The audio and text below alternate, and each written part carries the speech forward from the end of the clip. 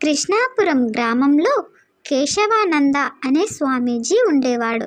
ఓ రోజు ఆయన దగ్గరికి రమణ అనే యువకుడు వచ్చాడు.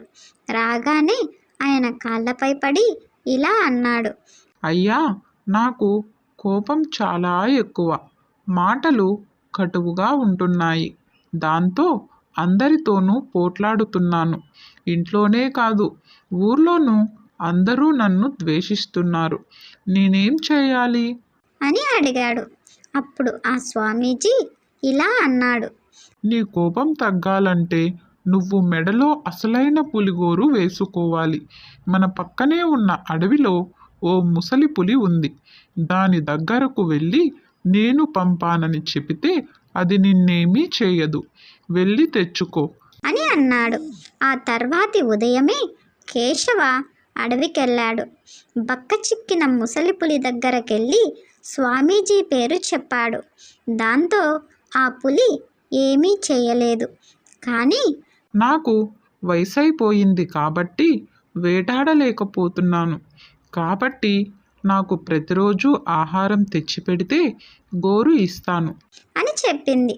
అప్పటి నుంచి కేశవ ప్రతిరోజు ఆ పులికి మాంసం, చేపలు తీసుకుపోవడం మొదలుపెట్టాడు.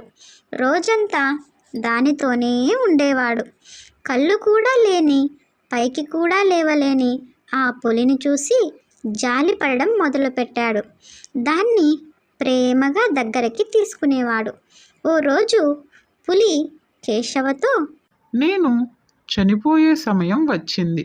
చనిపోయాక నా గోర్లు తీసుకెళ్ళు అని చెబుతూ కన్ను మూసింది ఆ పులి.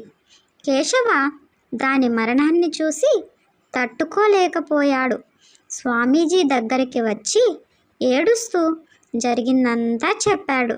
అప్పుడు ఆ స్వామీజీ ఇలా అన్నాడు. ఒక జంతువు చనిపోయిందనే ఇంతలా ఏడుస్తున్నావు కదా. అదే సానుభూతిని, ప్రేమని నీ చుట్టుపక్కల ఉన్న మనుషుల మీద చూపించు కేశవ. మనసు లోపల ప్రేమ, జాలి ఉంటే సరిపోదు, దాన్ని చూపించాలి. అలా చూపడం మొదలు పెడితే నీ కోపము తగ్గుతుంది, నిన్ను అందరూ ప్రేమిస్తారు అని చెప్పాడు. అప్పటి నుంచి కేశవ ఎదుటి వాళ్ళ ఇబ్బందులన్నింటినీ పట్టించుకుంటూ వారి యొక్క సానుభూతిని మరియు గౌరవాన్ని సంపాదించుకున్నాడు. ఇక అందరికీ తను ఇంట్లో బంధువు అనిపించేలా అతను మారిపోయాడు.